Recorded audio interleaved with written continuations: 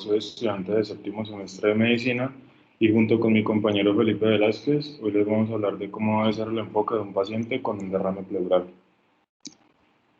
Entonces, para el contenido vamos a empezar con un caso clínico muy corto para eh, evaluarlo, para verlo.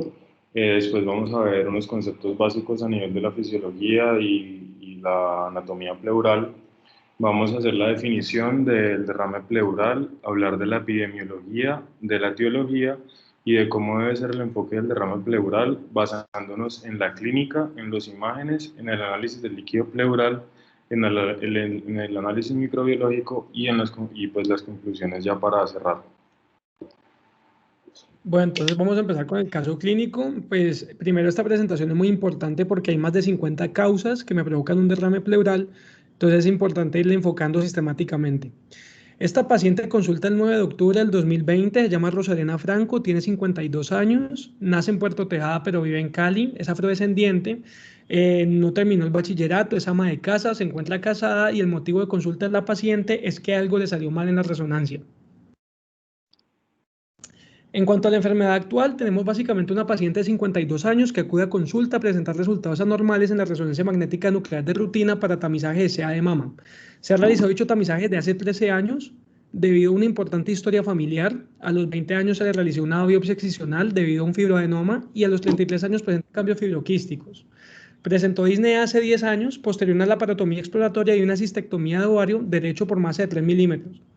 Cuenta con un control completo para screening de cáncer, resultados normales tanto en colono como en el Papa Nicolau, y actualmente niega disnea, ortopnea, tosis y bilancias, sin embargo refiere sentir dificultad respiratoria de forma intermitente hace 6 meses.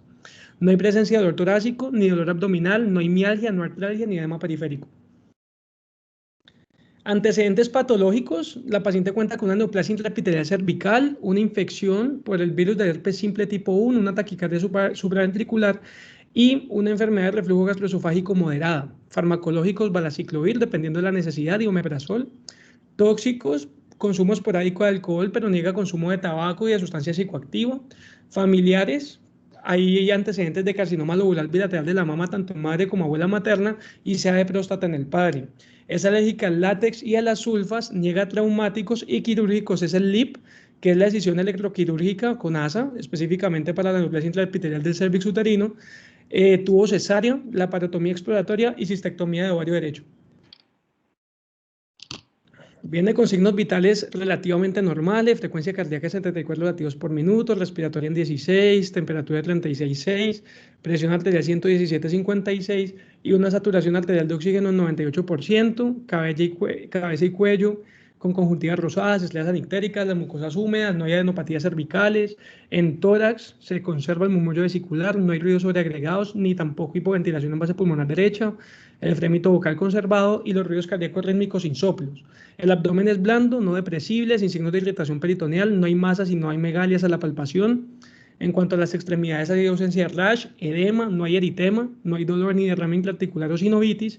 Y en neurológico, la paciente se encuentra orientada en las tres esferas mentales sin focalización. Todos los paraclínicos que se le solicitaron a la paciente fueron normales.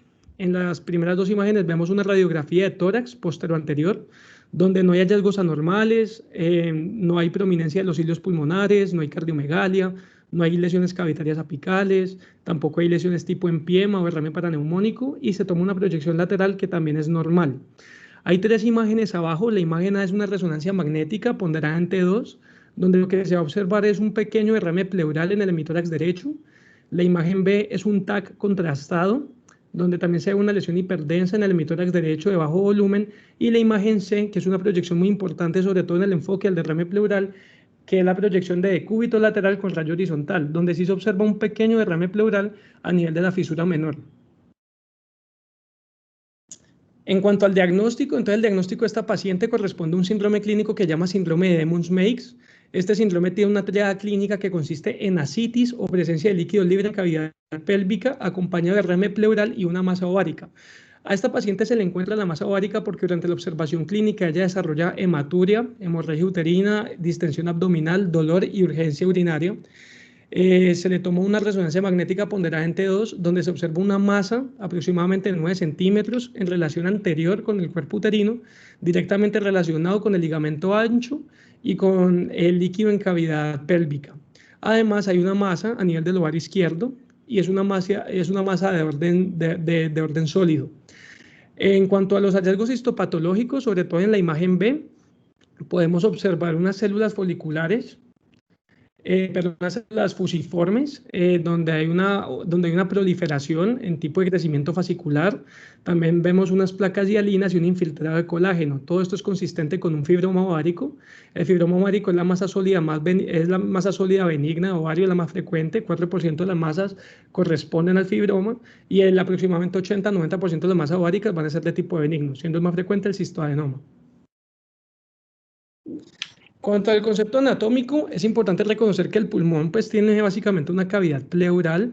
La cavidad pleural está determinada por dos pleuras o dos superficies, la superficie visceral que rodea directamente el pulmón y la superficie parietal que está en directa correlación tanto con el diafragma como el mediastino y la superficie interna de la cavidad torácica. Básicamente el espacio pleural cuenta en condiciones normales con menos de 13 centímetros cúbicos de líquido. El grosor de la pleura parietal es menos de 1 milímetro de diámetro y por lo tanto no se va a ver una radiografía de tórax normal.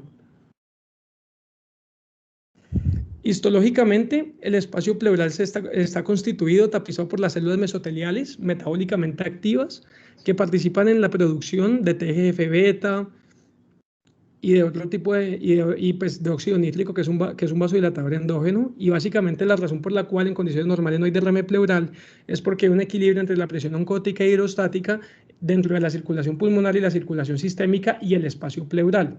El espacio pleural maneja unas presiones aproximadas entre -3 y -5 centímetros de agua, y esto va a hacer básicamente que pues, no haya un derrame, que no haya derrame. También podemos observar que hay una producción diaria de 0,26 centímetros cúbicos de líquido pleural por kilogramo de peso corporal por cavidad.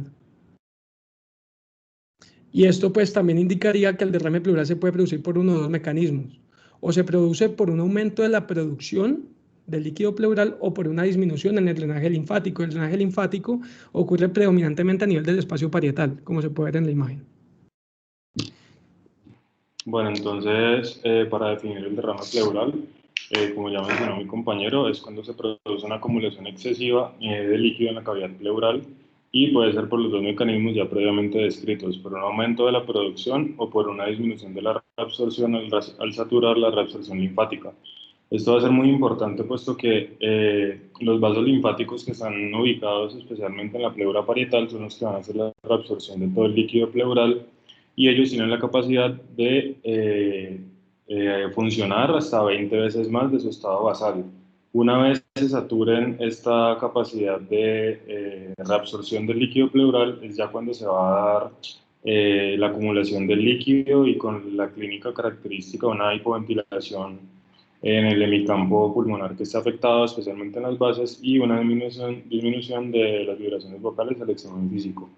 Es importante también que el fluido pueda acumularse por un ingreso a través de los espacios intersticiales del pulmón, a través de la pleura visceral, en casos de edemas agudos de pulmón, o por un paso directo de la cavidad peritoneal a través del diafragma, mediado por los hiatos diafragmáticos y por los pilares diafragmáticos, específicamente la porción tendinosa derecha del diafragma, en donde se genera el mayor paso de líquido en los casos de hidrotórax hepático. Entonces, para hablarles un poco de la epidemiología del derrame pleural, se tiene que en Estados Unidos se producen 1.5 millones de casos al año de derrame pleural y la prevalencia a nivel del mundo son 320 casos cada 100.000 habitantes. No hay un artículo que hable o no encontramos un artículo que mencione a nivel de la epidemiología del derrame pleural a nivel de Colombia. Sin embargo, dentro del artículo lo que más hemos encontrado donde referencian acerca de la epidemiología del derrame pleural es en este artículo de la revista Archivos de Bronconeumología, en donde hicieron un estudio retrospectivo de 3.000 toracentesis en un paciente en un hospital universitario en España, durante 14 años, y lo que ellos encontraron en este estudio fue lo siguiente. La principal causa de derrame pleural en este estudio, el 26%, fueron neoplasias, aproximadamente 800 pacientes, seguido de la insuficiencia cardíaca, que es la principal causa de derrame pleural bilateral. Después de la neumonía o el derrame paraneumónico, la tuberculosis, que pues me parecería importante tener en cuenta que en nuestro medio, por ser un país en donde la incidencia de tuberculosis es muy elevada, a comparación con España, que la prevalencia en España es de 38 casos de tuberculosis cada 100.000 habitantes, mientras que en Colombia es de 170 casos, pues esta gráfica podría estar cambiando debido a la alta prevalencia de tuberculosis en nuestro medio y pues la coinfección de VIH, que bien se sabe se tiene. Asociado a esto, el 20% de los derrames pleurales pueden ser idiopáticos y otras causas de derrame pleural solo el 5%. Dentro de la etiología vamos a tener causas cardiovasculares donde la principal es la insuficiencia cardíaca, que como mencioné anteriormente es la principal causa de derrame pleural bilateral. Las neoplasias de pulmón primarios, dentro de los cuales están el adenocarcinoma pulmonar, el carcinoma de células pequeñas y el carcinoma escamocelular, que se va a asociar a neumonitis postobstructiva, que también puede desencadenar un proceso infeccioso y un derrame paraneumónico asociado. Y ya metástasis se recibe de mama, ovario, linfoma y pues, el mesotelioma, que se conoce del factor de riesgo de asbestosis, que pues está muy bien documentado en nuestro medio. Dentro de las infecciones van a estar la tuberculosis y otros tipos de microorganismos. Y de enfermedades autoinmunes es importante recalcar la presencia de artritis reumatoidea y de lupus, puesto que en artritis reumatoidea, dentro de las principales complicaciones o afectaciones pulmonares, es la pleura, donde se ha descrito claramente la pleuresia reumatoidea, que es una complicación clara de la artritis reumatoide, y la pleuritis lúpica, de la cual le vamos a hablar más adelante. También se han asociado al uso de medicamentos, causas infradiafragmáticas, que van a ser principalmente asociadas a pérdida de proteínas o alteraciones en la función hepática, como puede ser en la cirrosis, en el síndrome nefrótico o en otras causas, y el síndrome de Lehmann-Schmidt, que anteriormente les mencionamos. Puede ser posoperatorio dentro de la cirugía cardíaca, dentro del cual se tiene el síndrome de Dressler, que tiende a ser postraumático después de cirugía pericárdica, el hemotórax, el quilotórax y las otras causas, dentro de las cuales está el pulmón atrapado, que se produce al momento que se hace una toracentesis terapéutica, en donde se desarrolla una banda fibrosa en la pleura visceral que impide el correcto expandimiento de los pulmones, evitando pues que vuelva a su ubicación normal, que retorne su capacidad de compliance, por lo cual se debe realizar en estos casos decorticación para eliminar esa banda fibrosa. Bueno, pues como mencioné, dentro de las causas, las cuatro principales van a ser la insuficiencia cardíaca y la tuberculosis, las neoplasias y el paraneumónico. Y pues dentro de la insuficiencia cardíaca pues se debe sospechar cuando se tengan signos de falla izquierda, como las disneas, la fatiga, la frialdad distal, la oliguria y los estertores, y signos congestivos de falla derecha, como insuficiencia, ingurgitación venosa yugular, que pena, reflejo patoyugular, edema periférico y ascitis. Al examen físico, pues el galope en R3, el pulso alternante y un PMI desplazado. Y pues para correlacionar es importante solicitar el NT-proBNP en pacientes con insuficiencia cardíaca conocida, o si es una insuficiencia cardíaca de nuevo, pues troponinas en caso de presentarse un síndrome coronario. Y en la tuberculosis, pues una tos crónica productiva, rumbrosa con un tinte sanguinolento asociado a sudoración nocturna, con una pérdida de peso, escalofríos, fiebre y sarcopenia. Y es importante el antecedente de exposición en familiares, exposición laboral, el hacinamiento o la presencia o residencia en las cárceles, la edad avanzada. Y es importante pues para el diagnóstico la PPD o la intrademorreducción de Mantoux, el ensayo de liberación de interferones, que actualmente pues no se tiene en Colombia, una radiografía de tórax con un especial énfasis en los ápices pulmonares, un tacto táxico, una vaciloscopia seriada, los cultivos. Y es importante siempre con un paciente con sospecha de tuberculosis solicitar un VIH debido a la coinfección, el GeneXpert, que en un rango de 2 horas nos va a determinar si hay o no la presencia de tuberculosis, y además nos ayuda a dilucidar si hay resistencia a la rifampicina, y el test de adenosina de aminasa, que le vamos a hablar más adelante. Ya dentro de la neumonía, pues la clínica de un tos con esputo mucoporulenta, fiebre, taquipnea, taquicardia.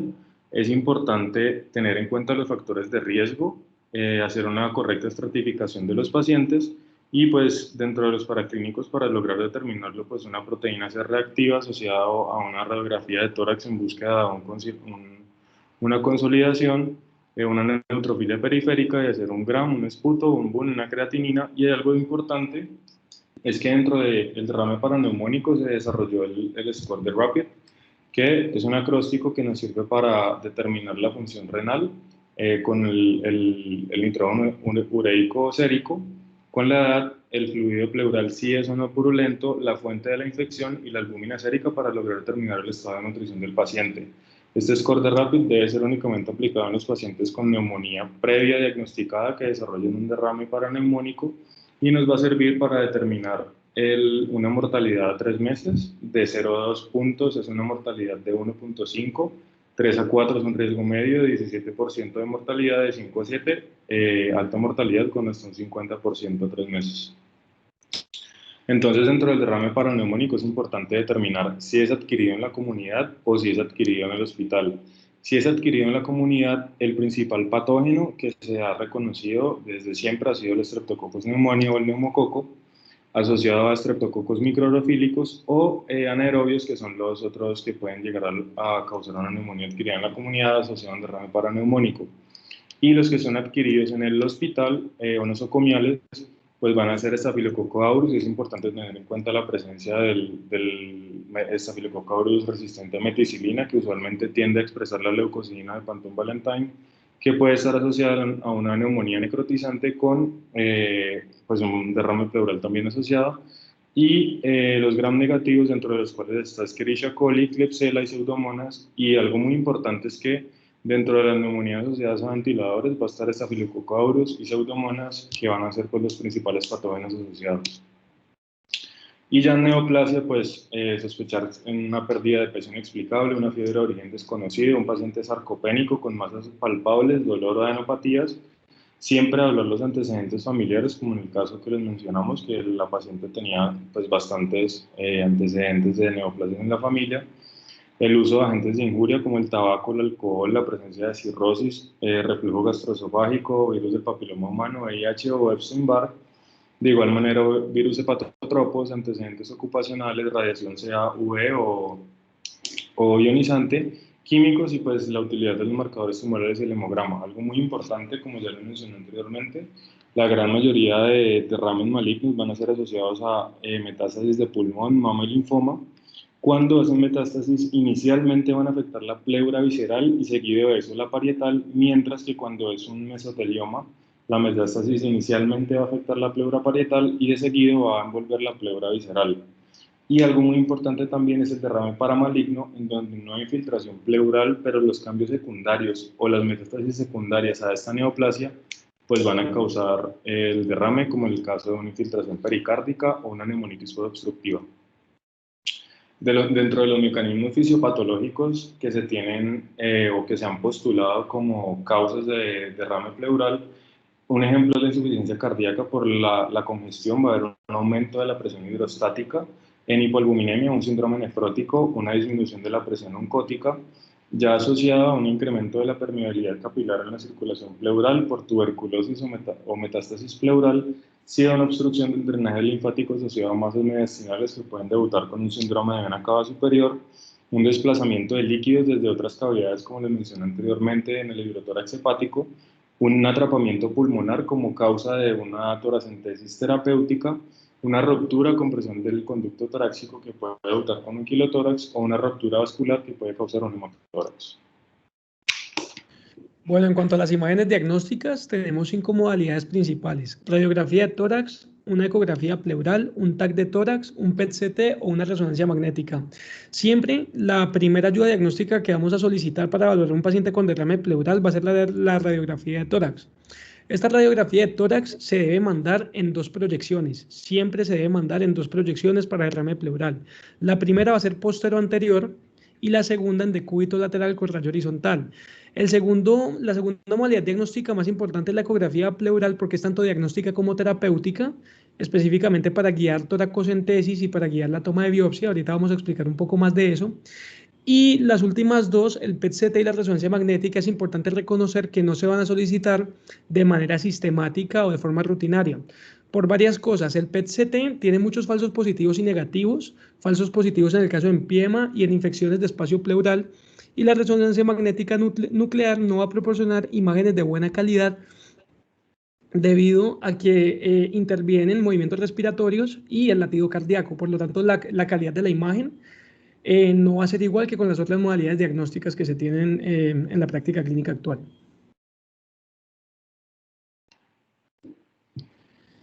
En cuanto a la radiografía de tórax, sobre todo en la proyección posterior-anterior, vamos a tener 5 signos radiográficos. El primero y el más importante es la opacificación o el borramiento de los ángulos costodiafragmáticos, lo cual se asocia con un segundo signo que es la opacificación o la opacidad del hemidiafragma afectado. Tenemos un tercer signo que es la curvatura ascendente del líquido libre en cavidad pleural, que es la curva de Moisseau, y el signo del menisco. Y finalmente, el quinto signo, que también se observa en la posterior anterior, es la desviación contralateral de estructuras centrales como tráqueo y mediastino. La razón por la que se mandan 2 proyecciones y no una es porque en la proyección posterior anterior el derrame pleural debe contar con un volumen mayor a 200 cc para ser visible. En cambio, en la placa del decúbito lateral con rayo horizontal se puede evidenciar un derrame pleural únicamente con 50 cc.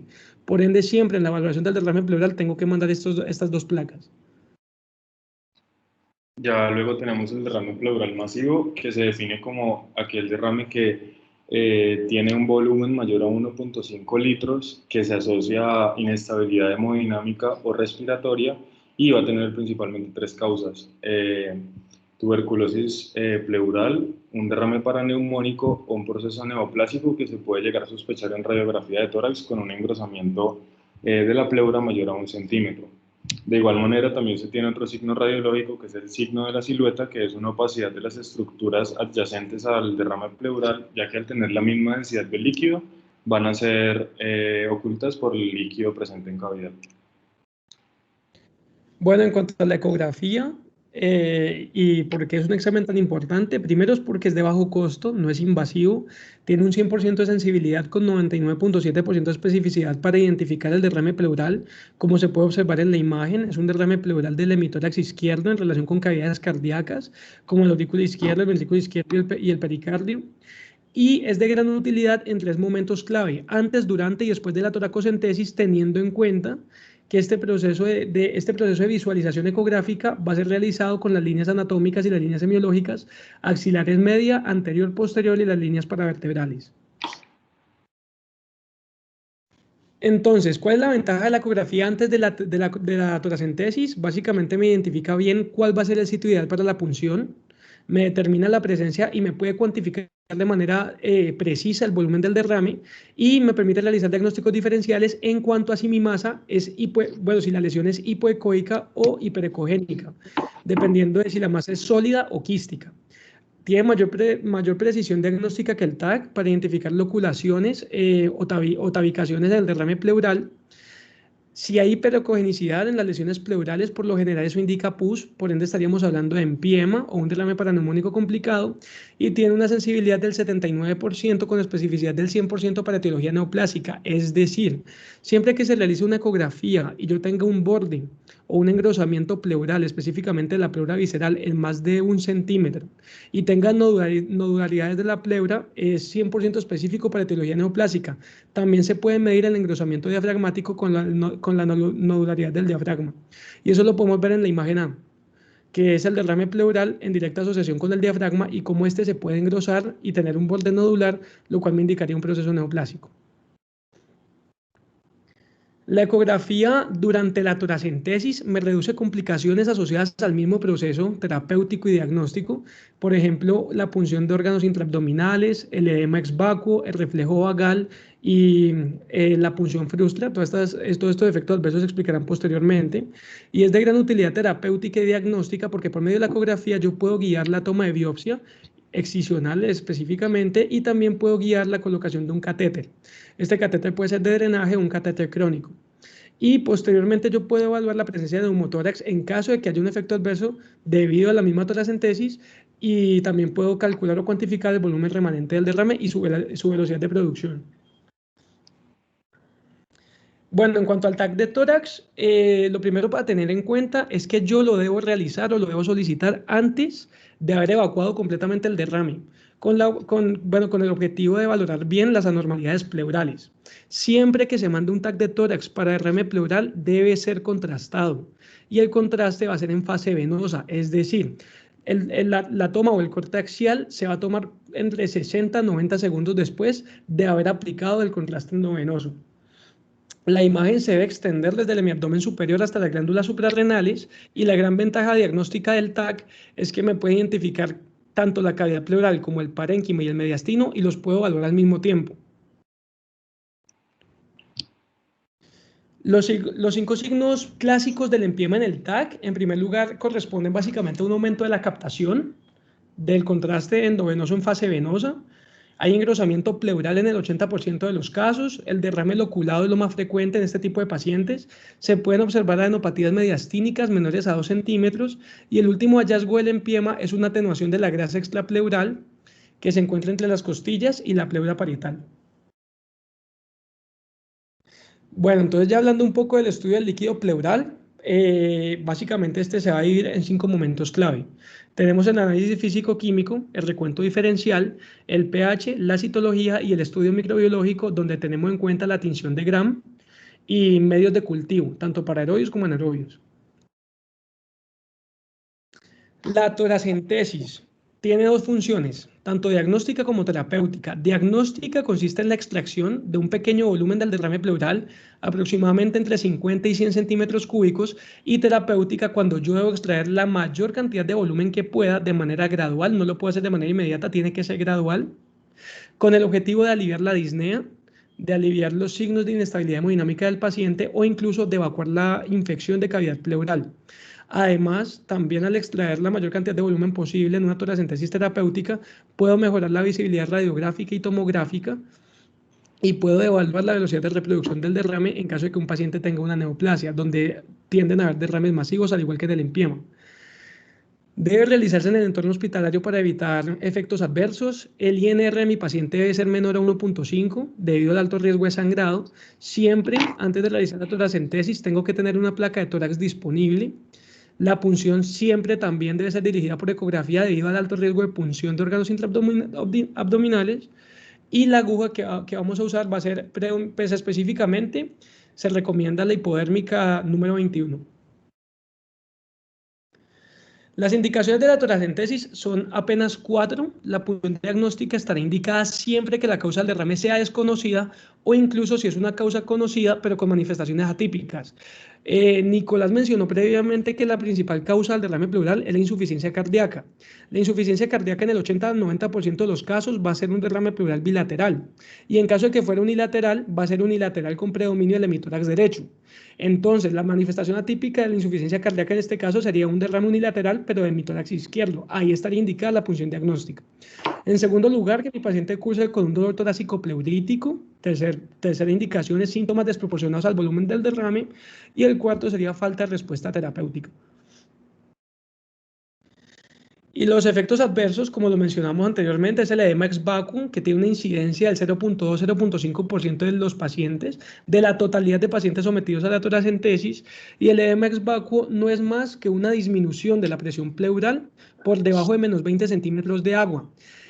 En Estados Unidos se realiza la medición de la presión pleural con técnicas manométricas. Sin embargo, eso no está disponible en nuestro medio. Entonces, la única forma en la que podemos identificar que mi paciente va a evolucionar o presentar un edema ex vacuum es en caso de que desarrolle disnea durante la toracentesis y un aumento del dolor torácico. El 10 a 14% de los pacientes hacen reacciones vagales, el 3 a 8% hacen neumotórax, y la punción frustra que desencadena dolor y sangrado era un efecto adverso muy frecuente antes de la ecografía. Ahora, en menos del 14-12% de los casos se va a ver este acontecimiento. Y esto es específicamente para el derrame pleural maligno, asociado obviamente a procesos neoplásicos primarios o secundarios por metástasis. Tenemos que la toracentesis terapéutica de gran volumen es, al ser terapéutica, me debe aliviar la disnea. Si no me alivia la disnea, es decir, si mi disnea persiste, la causa de la disnea no era propiamente el derrame pleural, sino que pudo haber sido atribuida a un tromboembolismo pulmonar o una carcinomatosis linfangítica. Por otra parte, si la solución a la disnea, yo necesito determinar si mi paciente tiene reexpansión pulmonar.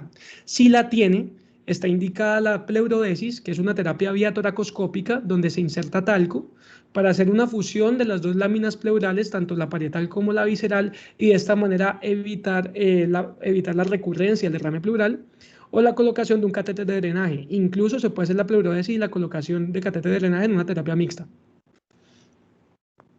Bueno, ya para la valoración física del derrame pleural, es importante al realizar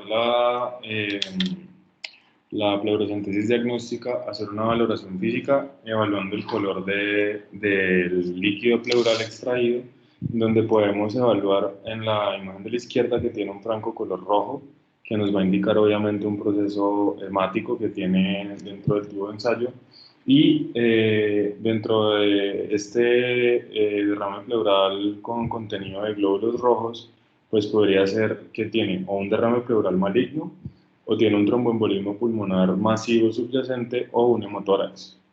Ya dentro de la imagen de la mitad podemos ver un color amarillo pálido que va a ser característico de casi todos los transudados, y al lado derecho un contenido más lechoso que es propio del quilotórax o el pseudoquilotórax, que es cuando hay triglicéridos y colesterol respectivamente en cantidades elevadas a nivel de líquido pleural. Entonces, es importante tener en cuenta que siempre que se hable de un transudado, la pleura va a estar sana. La pleura no va a tener ningún proceso que la esté afectando subyacente, por lo cual en los procesos de los transudados se van a dar o por aumento de la presión hidrostática o por una disminución de la presión oncótica que van a resultar en un transudado, mientras que en los exudados se va a tener una pleura que va a estar alterado, que va a ser un proceso, va a tener un proceso subyacente, donde va a tener una alteración del drenaje linfático asociada a procesos inflamatorios, a neoplasias o a infección que van a llevar a un aumento de la celularidad de proteínas y una disminución del pH de la glucosa, que más adelante les vamos a hablar, a nivel del líquido pleural. Entonces, para la valoración física del líquido pleural, además de los tres que les mencioné anteriormente, podemos ver que si se tiene un líquido café, se puede pensar que es un hemotórax ya viejo, donde los eritrocitos han hecho lisis y donde la sangre ya ha sido degradada, o una ruptura del absceso hepático mediano. Si es de un color negro, se puede pensar en un melanoma metastásico o en una fístula pancreático-pleural. Si es amarillo verdoso, en una pleuresia reumatoidea. Y si es verde oscuro, en un biliotórax. Y ya al momento de la valoración pues, del olor qué pena, de las características del fluido, si es un fluido purulento, pues pensar en un derrame pleural paraneumónico o en un empiema; si es viscoso, en un mesotelioma; si es turbio, en un exudo inflamatorio; y ya pues un olor pútrido nos va a sugerir un empiema por anaerobios, o si es un olor amoníaco, un urinotórax, pues cuya causa o la principal causa del urinotórax va a ser un urinoma asociado a un trauma abdominal que causa que se haga una colección retroperitoneal de orina y pues un consecuente paso a la cavidad torácica.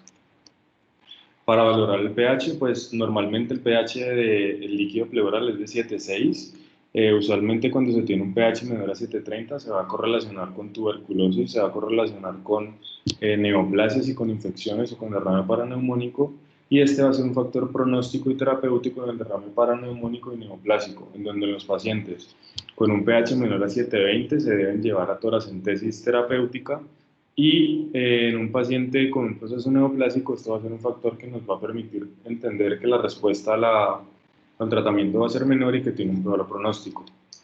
Y el pH se va a alterar asociado porque hay una mayor producción de ácido por las bacterias o porque hay una alteración de la salida de los iones del espacio pleural asociado a pleuritis crónica, donde las dos principales causas, o bueno, las causas más frecuentes van a ser tuberculosis pleural y pleuresia reumatoidea. Y es importante utilizar los criterios de Leit siempre que uno tenga el líquido pleural. Para esto pues se debe solicitar proteínas y LDH pleural y séricos para hacer las relaciones, y lo que nos va a permitir es determinar si ese derrame pleural es un exudado o es un transudado.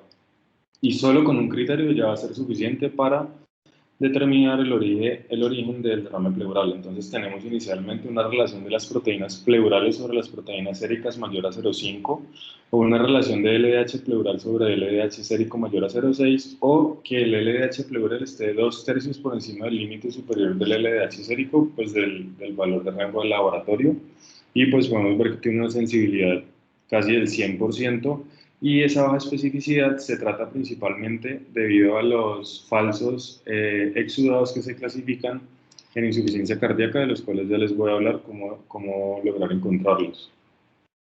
Para hacer una corrección de los criterios del LAIC y aumentar su especificidad, se tienen dos criterios, el cual el primero va a ser una diferencia de la concentración de las proteínas en plasma sobre las proteínas en pleura. Si es mayor a 3.1 es un transudado, mientras que si es menor a 3.1 es un exudado. Y para determinar un falso exudado en insuficiencia cardíaca, entonces lo que se recomienda es hacer una diferencia de la concentración de albúmina en plasma sobre la concentración de albúmina en pleura. Si esa concentración es mayor a 1,2, estamos hablando de un transudado, mientras que si es menor a 1,2, estamos hablando de un exudado. Con esto podemos confirmar si nos da, en el caso de una insuficiencia cardíaca, que el paciente presenta un derrame pleural y nos da un criterio de LAIC positivo para un exudado, irnos y tratar de buscar si verdaderamente lo es, corrigiéndolo con este criterio para determinar verdaderamente la causa. Además, se tienen los criterios alternativos que pues, no se ha encontrado ninguna diferencia en el uso de los criterios de LAIC versus estos. Sin embargo, pues se utilizan, y pues van a ser principalmente que la proteína del líquido pleural sea mayor a 2.9 gramos por decilitro, que el colesterol en el líquido pleural sea mayor a 45 miligramos por decilitro, o que el LDH pleural sea 0.545 veces mayor que el límite superior sérico. Esos tres son la regla de los tres pasos, y si utilizamos únicamente colesterol y LDH pleural es la regla de los dos pasos. No hay ninguna alteración, ninguna significancia estadística para la determinación de un exudado o un transudado utilizando los criterios de LAIC o utilizando los criterios alternativos, ya queda a criterio de la persona que lo vaya a realizar. Para determinar las proteínas en el líquido pleural se tienen tres reglas básicas. Los transudados tienden a tener máximo 3 gramos por decilitro de proteínas, mientras que en la tuberculosis pleural va a ser más de 4 gramos por decilitro de proteínas, y en gamopatías monoclonales como la macroglobulinemia de Waldenström o el mieloma múltiple se tiende a tener un contenido proteico entre 7 y 8 gramos por miligramo por 7 y 8 miligramos por decilitro de proteínas. En la glucosa en el líquido pleural es importante tener en cuenta que una concentración menos a 60 miligramos por decilitro en el espacio pleural o una relación glucosa en el líquido pleural sobre glicemia menor a 0.5 va a ser un exudado, y va a ser nuevamente por dos procesos. O porque hay una disminución de la difusión de glucosa en los derrames crónicos, como son la tuberculosis, la pleuresia tuberculosa o la pleuresia reumatoidea, o porque hay un aumento del uso de la glucosa por los neutrófilos, las células neoplásicas y por las bacterias. Es importante tener en cuenta que el empiema y la pleuresia reumatoidea van a tener niveles de glucosa indetectables, y si se detectan siempre van a ser menores a 29 miligramos sobre decilitro, mientras que en la pleuresia tuberculosa, la pleuritis lúpica y las neoplasias van a tener concentraciones de glucosa entre 30 y 50 miligramos por decilitro. Otra valoración importante donde se logran determinar 4 patologías y el LDH es mayor a 1000, en donde tenemos el empiema, que este es un criterio para hacer una toracentesis y para hacer una toracentesis terapéutica y para hacer un drenaje del empiema, la pleuresia reumatoidea, las neoplasias y la paragonimiasis pleural, que se puede sospechar en pacientes con antecedente de consumo de mariscos o de cangrejos crudos. Van a ser los 4 diagnósticos diferenciales y se tiene un LDH mayor a 1000. Otros estudios importantes en la valoración del líquido pleural van a ser los triglicéridos, siempre que se tenga un valor mayor a 110 miligramos por decilitro y la presencia de kilomicrones en el líquido pleural, se va a tratar de un kilotórax. Este se asocia principalmente a obstrucción del drenaje linfático por una obstrucción también en la cisterna del kilo, o por traumático, puede ser provocado o no provocado. El colesterol mayor a 200 nos hace pensar en un pseudoquilotórax y como mencioné anteriormente, las dos principales causas de pseudoquilotórax van a ser la pleuresia reumatoidea y la pleuritis tuberculosa y una relación de creatinina sérica de creatinina pleural sobre creatinina sérica, perdón, mayor a 1 nos va a hacer pensar en un urinotórax y una relación de hematocrito en el líquido pleural sobre el sérico mayor a 0,5 en un hemotórax y algo muy importante, pues que se han reportado muy pocos casos, pero pues es una causa de cefalea ortostática en donde hay una fuga del líquido cefalorraquídeo a través del espacio subaracnoideo, del espacio pleural, hacia la pleura, es la fístula duropleural que se puede diagnosticar con la medición de beta-2 transferrina a nivel del líquido pleural. Las amilasas salivares, si se trata de una ruptura esofágica como en el síndrome de Gorhave, y las amilasas pancreáticas, en el caso de una pancreatitis, también se pueden ordenar si hay una sospecha que esta fue la causa. Y se tienen, o pues se han postulado como tres criterios diagnósticos para determinar una pleuritis lúpica, una relación de anas pleurales sobre anas séricos, un ANA mayor a un 160. Sin embargo, lo que más se utiliza y lo que es suficiente para realizar el diagnóstico de la pleuritis lúpica en un paciente es si tiene unos anticuerpos antinucleares en unas diluciones de 1 en 160, siempre y cuando pues, el paciente tenga un diagnóstico previo o tenga la clínica de alguna enfermedad sistémica o pues, de lupus, debido a que incluso en el derrame maligno se pueden llegar a tener ANAs en diluciones de 1 en 640 sin ser una pleuritis lúpica.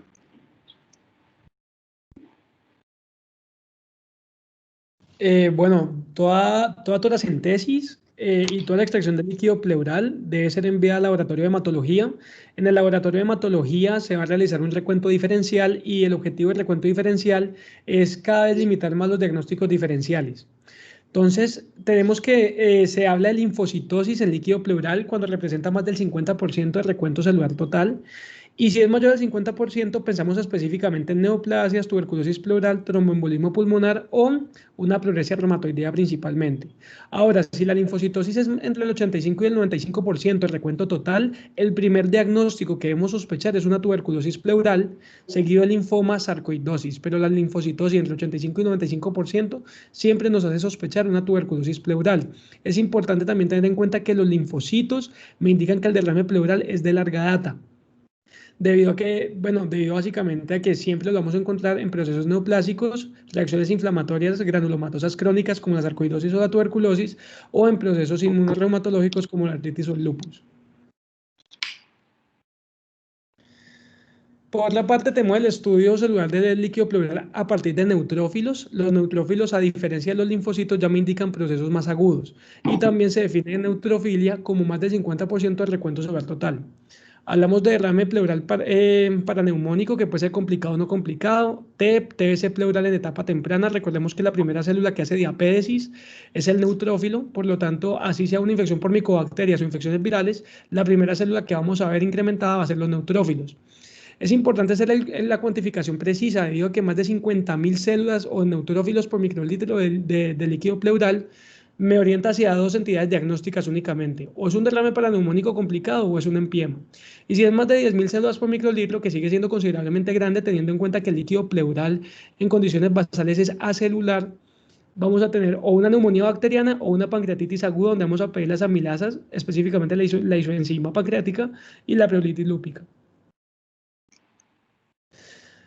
Cuando se habla de un derrame pleural eosinofílico, es cuando los eosinófilos representan más del 10% del recuento celular total.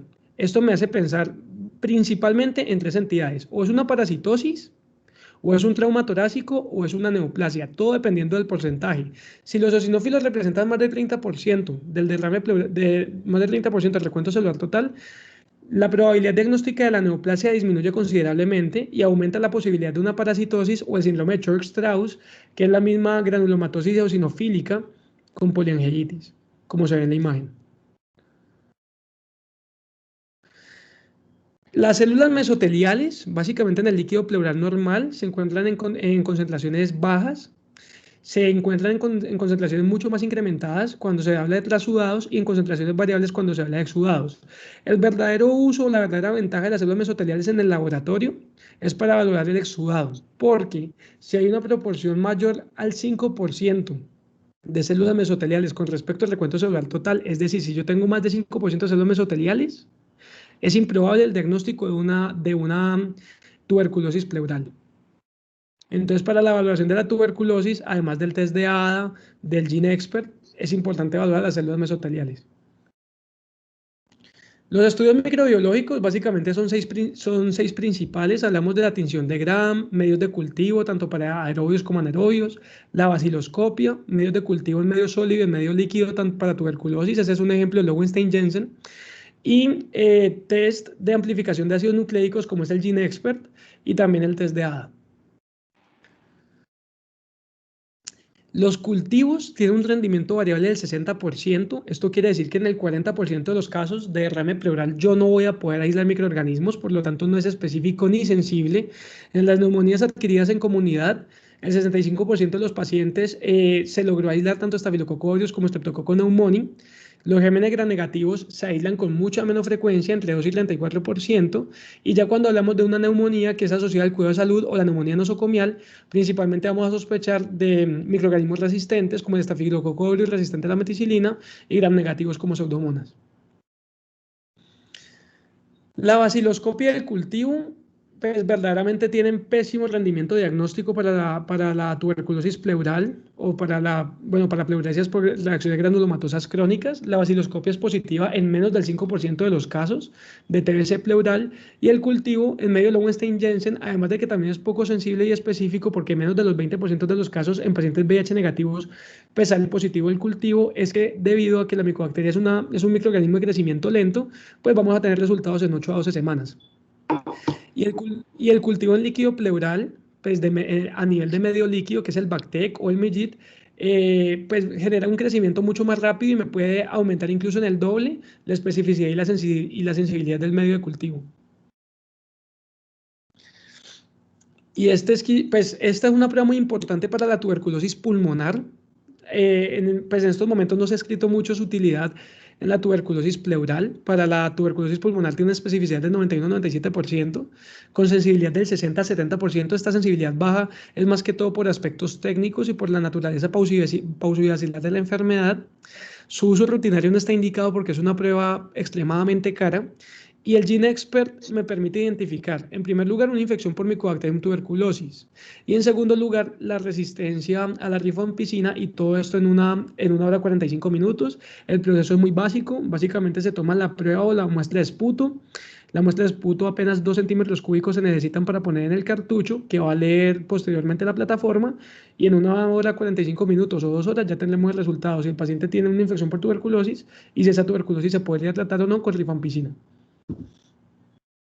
Y pues ya para terminar en el test de ADA, es importante que en la pleuresia tuberculosa los valores van a ser mayores a 35 unidades por litro, de 35 a 50 con una sensibilidad de 92 y una especificidad de 90%.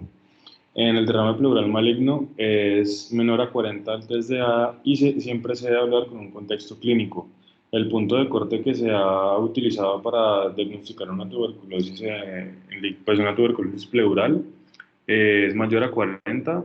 Sin embargo, pues por ejemplo aquí en el Hospital San Juan de Dios el punto de corte que maneja el laboratorio es mayor a 33, pues ya depende de cada uno de los laboratorios, pero pues el punto de corte que se ha hecho internacionalmente ha sido mayor a 40. Siempre se tiene que hablar con el contexto clínico, pues para evitar un falso negativo, un falso positivo, y es importante que se tienen dos enzimas de adenosina de aminasa, la ADA1 y la ADA2. La ADA2 se va a expresar principalmente en monocitos y en macrófagos, y esta es la que va a brindar una mayor sensibilidad y especificidad para el diagnóstico. Y la mayor utilidad del test de ADA es el valor predictivo negativo, en donde los valores inferiores a 40 van a ser improbable una tuberculosis pleural, por lo cual pues se recomienda realizar este test pues, en líquido pleural para lograr descartarlo. Y además es importante tener en cuenta que en pacientes con pleuritis urémica se disminuye la utilidad del test de ADA en el diagnóstico de la tuberculosis, por lo cual Si se tiene una alta sospecha clínica y el paciente pues presenta además una pleuritis urémica, el test de ADA nos da negativo, pues no es tan confiable como normalmente lo sería. Y pues ya para terminar, dentro de las conclusiones tenemos que es importante realizar un enfoque integral del derrame pleural con una evaluación completa, un correlato clínico de imágenes y laboratorios para una mayor eficacia diagnóstica y un tratamiento adecuado. La toracentesis nos va a ayudar a aclarar los posibles diagnósticos presuntivos a esta y a pesar de que los criterios del LAIC se están utilizando desde el siglo pasado, desde mitades del siglo pasado, siguen siendo muy útiles para la identificación del tipo de derrame y pues ya se han hecho criterios para lograr corregir la especificidad baja que tiene. Y los derrames pleurales son una patología que nos van a poder indicar inicio, tanto el inicio como el compromiso y la severidad de una enfermedad, sea local o sistémica. Muchas gracias. No sé si tengan alguna pregunta o algo.